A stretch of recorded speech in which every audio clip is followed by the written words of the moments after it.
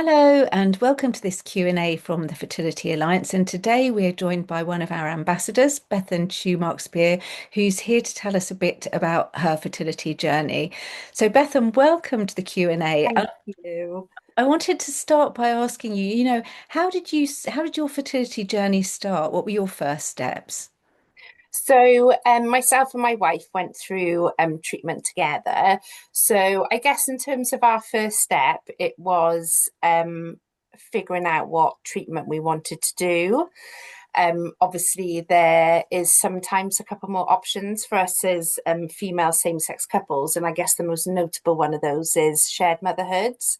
So, when one of you goes through egg collection and it's any child born is your genetic child, and then the other one has those embryos transferred back into you, and that is you're then, I guess, the birth mother of any child born.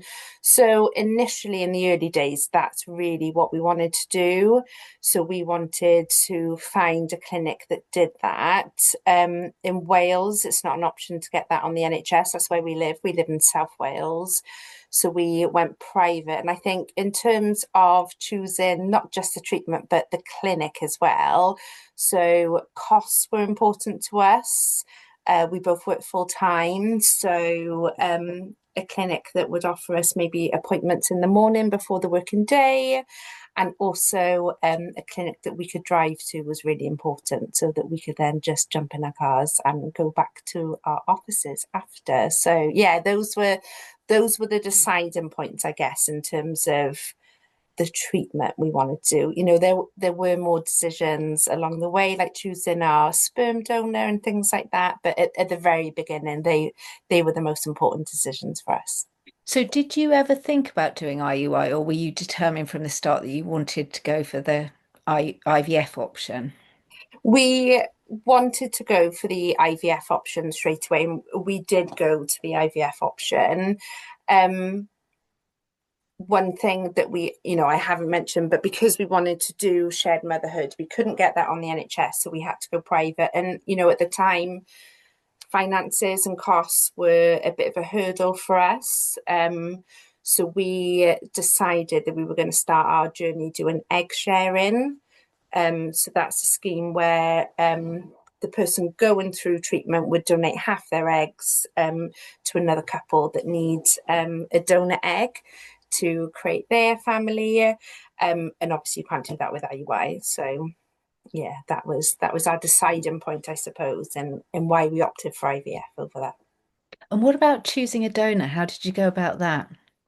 So initially, when we started our journey, so it was always, I guess, the dream of us as a couple that I would carry. And that's because that's really what I wanted, but also it's because at the time, that's what my wife wanted. So she didn't have that sort of innate desire in her like I did, to want to carry. And we're really lucky for that because, I know lots of other lesbian couples, they really struggle to decide who's going to carry, or, maybe where they hope to have more than one who will go first. But for us, yeah, we were able to do that. So for how we chose our sperm donor, because at that time we were going to use my eggs, so we chose a donor that had the same physical characteristics as my wife. So like hair color, eye color, size, build, things like that. So I guess the aesthetics of our donor at that moment in time were most important to us. More so than job or education history, things like that for us really didn't matter. We'll come on, I suppose, to how our journey ended. But later down the line, we changed that and we really looked into the success rates of our donors. And the donor we ended up using that did then go on to have success did have the best success rates for births. Yeah. So you decided on your donor and you were going to carry. So what happened next? So we started our treatment, and I guess what happened next in a nutshell is it really didn't go the way we imagined. So if we go back to the end of our journey first, so I ended up doing 7 rounds of treatment. In that time, we used my eggs, I used my wife's eggs, and we had 4 rounds that unfortunately didn't work. And then we had 3 rounds that resulted in pregnancy loss. So, yeah, that's how at that point it ended in terms of my ability to carry. Actually went on to have a hysterectomy. So had I been in a heterosexual relationship, I wouldn't have been able to carry. And obviously, I've already mentioned my wife didn't really have much of a desire at the beginning to carry. And we genuinely thought at that point that is how our journey is ending. It's, it's going to end childless. But then she decided that she wanted to give it a go. It's certainly not anything I would ever ask for her or push her to do.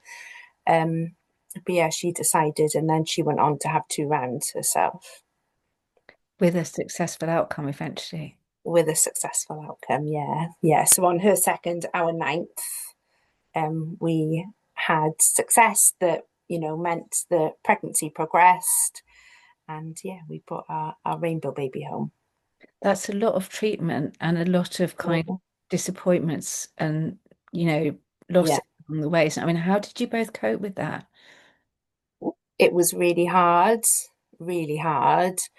Um, I'll be the first to admit, I think that we got really caught up in trying, and that's not that we never felt the heartache, the jealousy that you feel towards other people that you perceive get it so much easier than you.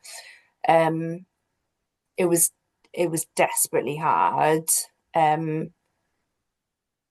I think probably, and we've experienced other things in our lives, but without shadow of a doubt, the hardest thing that we've ever been through, individually and as a couple, um, I think we found resilience and strength in support around us. We were really lucky that we had a really supportive family. That's not the case for all LGBTQ plus people.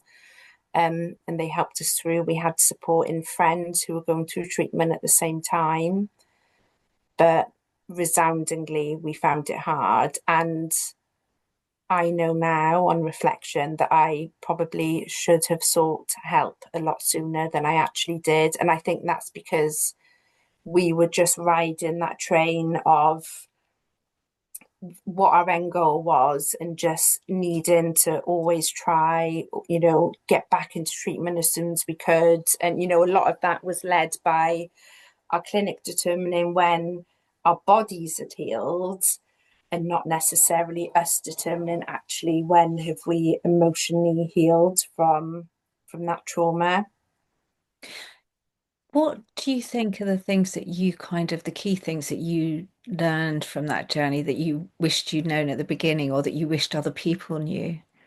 I think at the beginning, I for sure wish that I knew that it might not work straight away. For us as a same-sex female couple, we'd never tested our fertility. We entered the world of fertility and us trying to have a baby full of excitement, which is hugely important. It's not always there, but I think at the beginning, in the absence of a health-related fertility issue, that is often there. And not all gay women will enter fertility with not having a previously diagnosed health-related fertility issue, but we did, and it really knocked me for six when it didn't work. And along our way, along my 7 cycles, which were our 7 cycles, but the 7 cycles that my body did, um, I was diagnosed with endometriosis and hypothyroidism.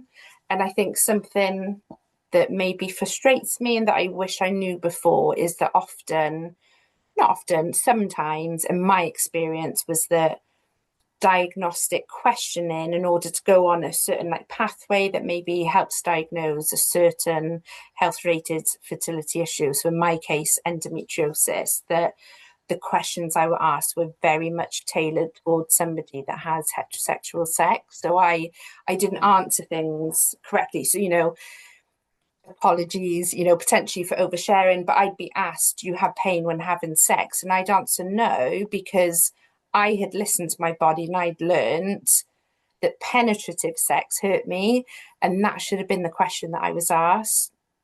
Is penetrative sex painful? And then I might have answered that differently. And in answering that differently, I think potentially I'd have got my diagnosis of endometriosis a lot earlier.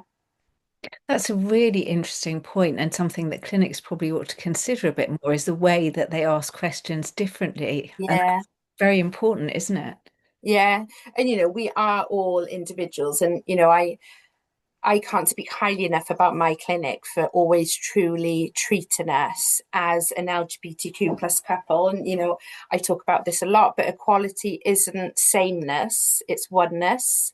So it's seeing that couple or single person as an individual or as two people and celebrating all of them and treating them as who they are. It's not about not mentioning the elephant in the room.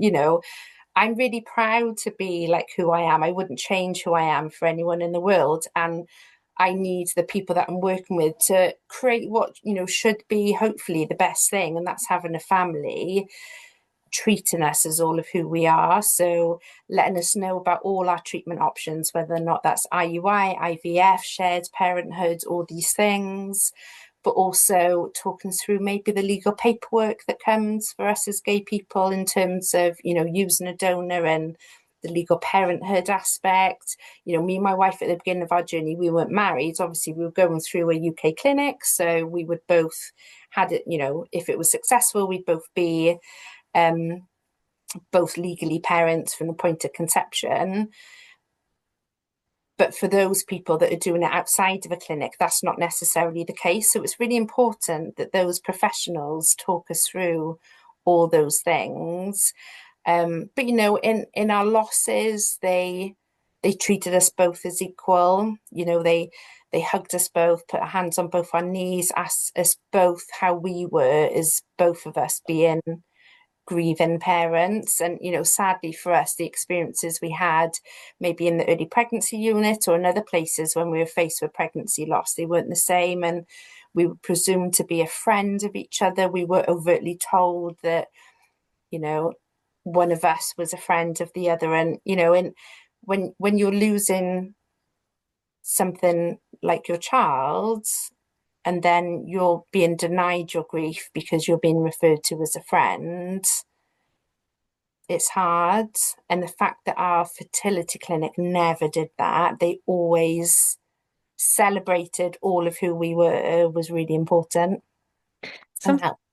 Something you mentioned earlier that I wanted to come back to was you said that you changed the way you looked for a donor during your, and I wondered if you could talk us a bit through that about how, what was it that made you change your mind about what you needed in a donor and how did that happen?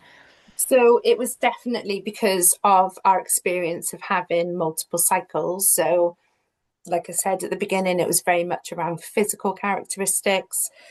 For us, it was never around education or jobs or any of those things. And actually, we chose a donor through our clinic. So, how much information was quite scarce compared to people who maybe choose a donor that's in like America or a European bank. You can sometimes get a lot more information, but for us, that just wasn't important. So that was at the beginning. And then we experienced, multiple cycles where it wasn't working. So we actually went back to our clinic and just asked, we had quite a frank conversation and asked, what, can you let us know about the donors that you've got on your file and who's had the most success? And that's how we ended up. And there were absolutely still things that we weren't willing to change or negotiate on. There were still elements of wanting that donor to look similar to us, but maybe things like hair color and eye color, those things just didn't, at that point in our journey, they just weren't as important as they were at the beginning. And were there legal things that you didn't know at the beginning that you came to know during the process? Um, Luckily not, and that is only because prior to start, well, at the time of starting, I worked for a charity that supports LGBTQ plus people. So I think I was really lucky.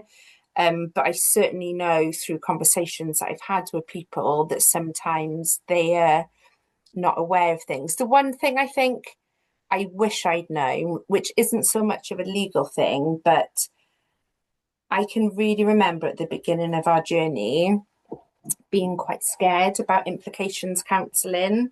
And I saw that more, and actually a lot of LGBTQ plus people do. We see it more as what clinics are doing to measure up whether or not we're fit to be parents. And that's not what they're doing. And I really wish that I'd seen it as what it is, and that is to have a conversation with us to, work through how we might tell any child born about their conception, but also to work through any fears that we've got, and to help guide us. And actually I was just so petrified that implications counselling was an implication that might be negative to us, and it was that counsellor deeming whether or not we were fit to be parents. So that's definitely one thing that I wish I'd had, that insight into realizing actually what is that appointment for. Did that influence your attitude towards counselling support in general from the clinic? I think so, if I'm honest. I do think so. I don't think I ever saw it as an opportunity for us. I think I always went into those appointments needing to prove myself. I'm fine, because I was so desperate to go on to the next treatment. You know, lots of us talk about this, don't we? But the wait in between cycles is really, really hard. So I put on a mask and I just did anything I could to get the green light to go again. But again, I know now, and hindsight's a wonderful thing, isn't it? But that isn't what those appointments are ever for. They're to genuinely help you as patients at that clinic to navigate your next steps, or what your future looks like, those future conversations you might have. And yeah, if that's, I think, in all honesty, if that's the biggest thing I could change, if I look back to my younger self now and think, what one thing could you change? It would be really reaping the benefits of implications counselling. And I say that because, so obviously we know I've shared that treatment didn't work for me in terms of me carrying, but I started our journey egg sharing. So I did have implications counselling, and I can vividly remember our counsellor saying to us, how would you feel if a child was born as a result of your donation, but it wasn't successful for you? And again, I would have answered it in a way that gave me that green light, because that's the presumption I was under of what that counselling appointment was for. But actually, that was my reality. So I know from being an egg donor that a child has been born as a result of that donation. And I also know that I couldn't have a pregnancy and I couldn't carry a child to term. So that, of course, that was my reality. In essence, I am the infertile donor. And when I received that news, when I applied to the HFEA to find out if any child had been born, and when I received that news, the first thing I thought about was back to that implications counselling appointment, of being asked that question. And how that made me feel on reflection is that I wasn't the only person in the world that this had happened to, because they wouldn't ask that question unless it was a possibility. So even if it didn't help at the time, and it didn't help because I didn't allow it to, not because of how incredible counselling during your journey can be and how helpful it is, but because I didn't allow it. But actually, the future me has really helped.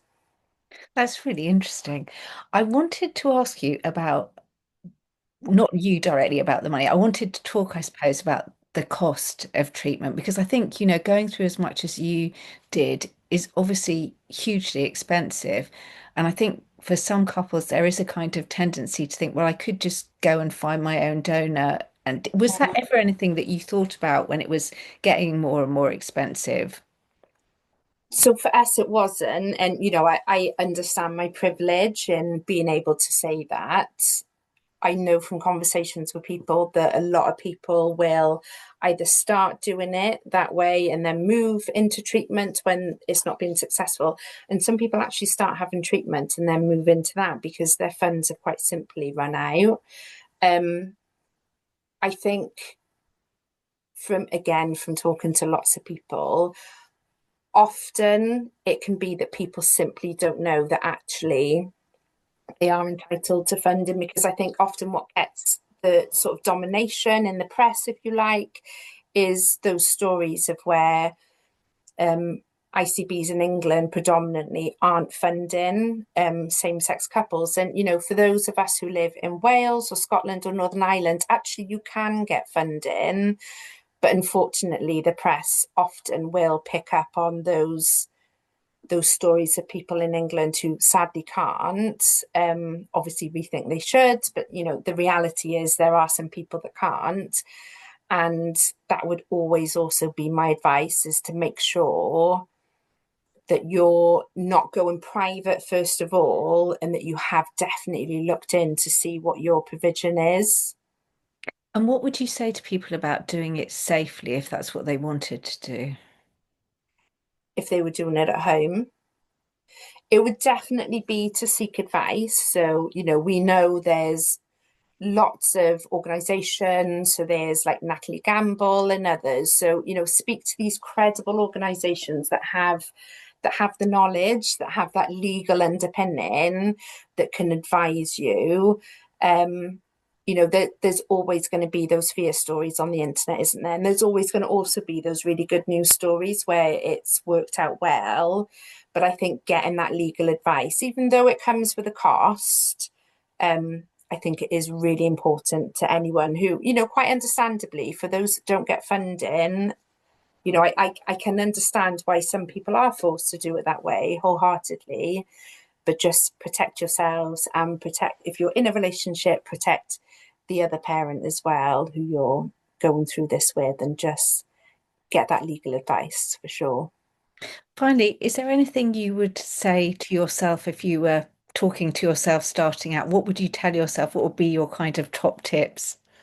My top tip. So, I think I'm going to go back to that point that I made around implications counselling, and just really use it for what it is. It's not a test to prove yourself to be approved. But yeah, see it for what it is, something to help and support, and I guess prepare you and allow you to think these through. Um, Other things that are really important, I think, maybe to decide really early on what you want to share with family and friends, and stick to it if you need to. Don't feel pressured, but also know that people are really curious.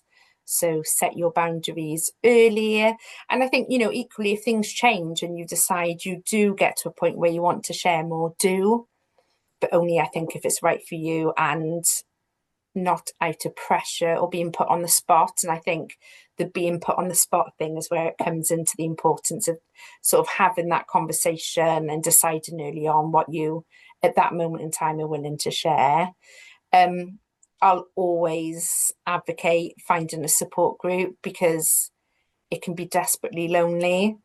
And going through it with others who get it, it just helps immeasurably. And, I think when I look back on our journey, I can really remember just not fitting in at the beginning of our journey, with no health related fertility diagnosis at that moment in time. And, certainly never have stared at a pregnancy test that was negative. I think I felt really out of place with my heterosexual peers that had a lot of that behind them.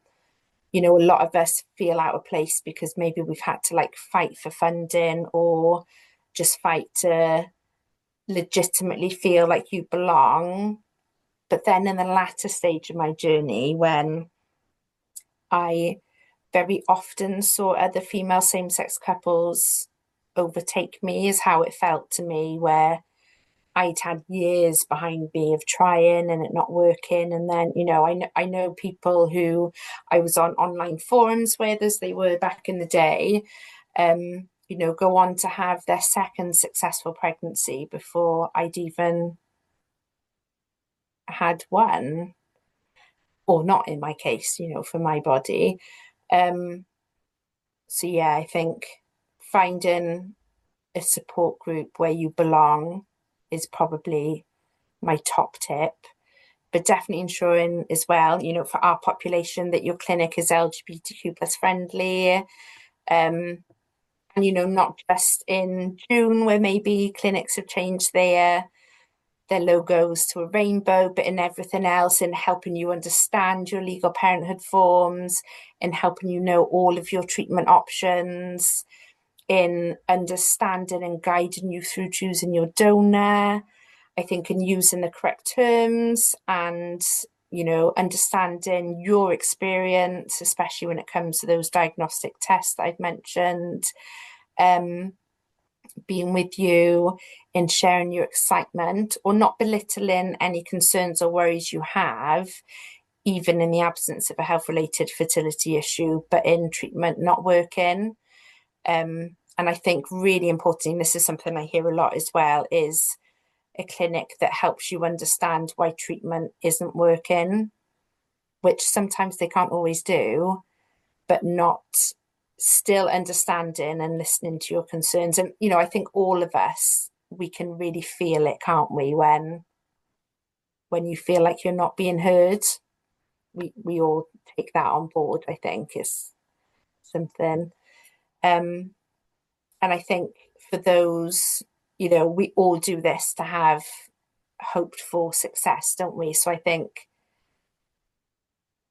now being a parent, I think there's real value in understanding early on how you will talk to any child born about how they were conceived. So importantly about that donor conception. Being a parent now, there's lots of questions and curiosity, which is wonderful. And resources can really sort of help you frame those conversations. And also it can really help you frame actually those conversations through fertility treatment with curious work colleagues or family and friends as well. Bethan, that was absolutely brilliant. Thank you so much for all that you've shared and for all your tips, which I'm sure a lot of people will feel were incredibly helpful. So thank you for joining